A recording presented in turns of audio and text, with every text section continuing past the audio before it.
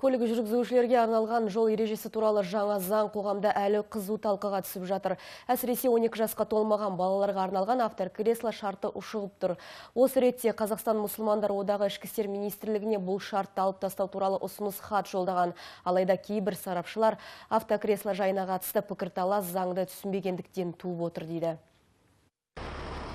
Жол ережесі туралы жаңа заң қабылданысымен-ақ Қазақстан мұсылмандар одағы мен Орталық Азиядағы адам құқықтары жөніндегі мұсылман комитеті бірігіп, Қазақстанның ішкі істер министрі Қалмұхаммед Қасымовқа арнайы хат жолдаған. Бұл заң бала тууды шектеуі мүмкін деп есептейді хат ұйымдастырушылар. Сол конституцияның бойынша әр көлік деген бір әр адамның жекеменшік заты.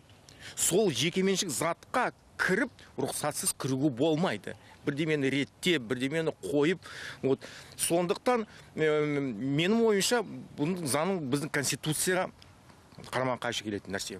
Күндізде машинаның жарығын жағып жүрумен қатар жол ережесіне тағы да бірнеше өзгерістің еніп отырғанына тәуелсіз автомобиль одағы да бей-жай қарап отырған жоқ. 12 жасқа дейінгі балаларға арнайы кресло керек деген заңды көпшілік дұрыс түсініп жатқан жоқ дейді одақ төрағасы.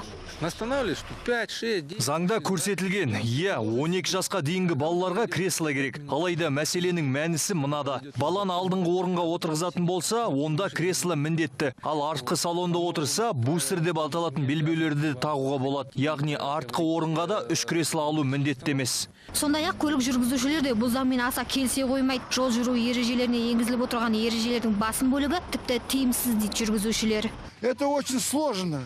Ол артында қалай балаларды мынандай балалармен больницаға бару керек, анау мынау керек. Ол как-то не клеится.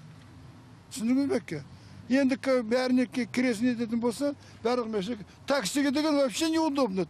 Это нереально на такси. Естеріңізге сала кетейік, осы жылдың қаңтарынан бастап кез келген жеңіл көлікте 12 жасқа дейінгі балаларды арнайы автокресломен тасымалдау міндеттелген болатын. Әкімшілік құқық бұзушылықтар туралы кодекстің 593 бабына сәйкес осы талаптарды орындамағандарға 9.910 теңге 5 айлық есептік көрсеткіш көлемінде айыппұл салу қарастырылған.